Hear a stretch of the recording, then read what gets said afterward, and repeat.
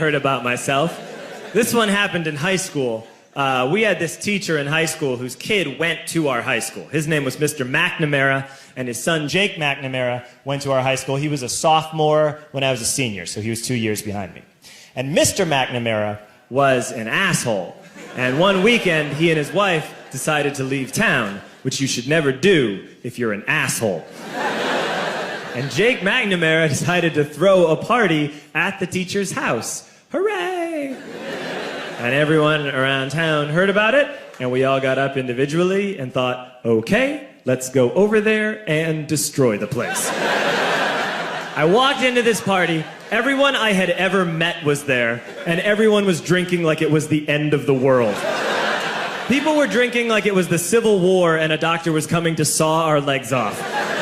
It was totally unsupervised. We were like dogs without horses. We were running wild. I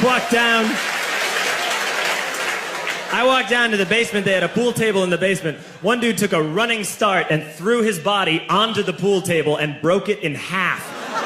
Another kid found out which room was Mr. McNamara's and went upstairs and took a shit on his computer. So the party was going great. I'm standing in the basement and I'm holding a red cup. You've seen movies. And I'm standing there and I'm holding a red cup and I'm starting to black out. And I guess someone said like, something, something, police. And in a brilliant moment of word association, I yelled, fuck the police! Fuck the police! And everyone else joined in. 100 drunk white children yelling, fuck the police. With the confidence of guys who have like already been to jail and aren't afraid of it anymore. You know, that like, I serve my nickel, you come and take me confidence. But white children. The reason someone had said something, something police was because the police were there. So a Chicago police officer walked down the stairs and got to the bottom in the basement and looked out over a sea of drunk toddlers yelling, fuck the police, in his face.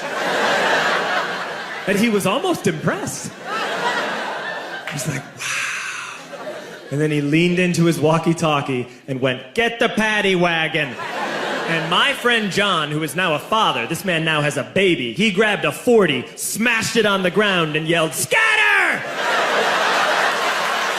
And everyone ran into different directions.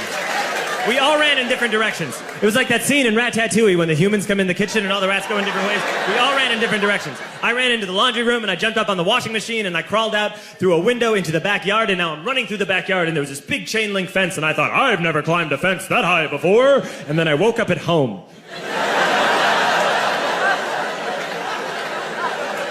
On Monday, I went to school because that's what we did back then.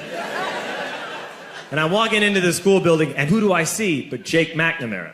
And he says to me, hey, were you at my party on Saturday? And I said, no. You know, like a liar. And he said things got really out of hand. Someone broke the pool table. Someone took a shit on my dad's computer. But the worst thing, he says, the worst thing is that someone stole these old antique photos of my grandmother, and my parents are freaking out about it. And I had that thought that only blackout drunks and Steve Urkel can have.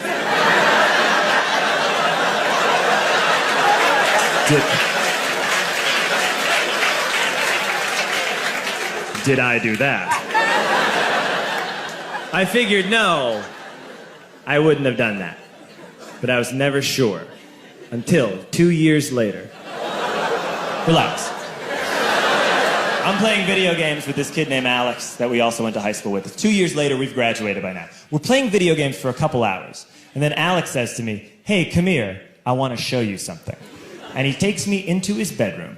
And then he takes me into a side room off of his bedroom. Never a good thing to have.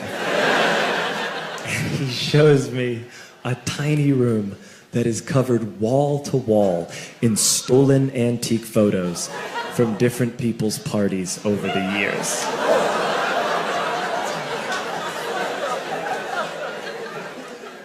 said, why? Why do you do this? And Alex said, because it's the one thing you can't replace.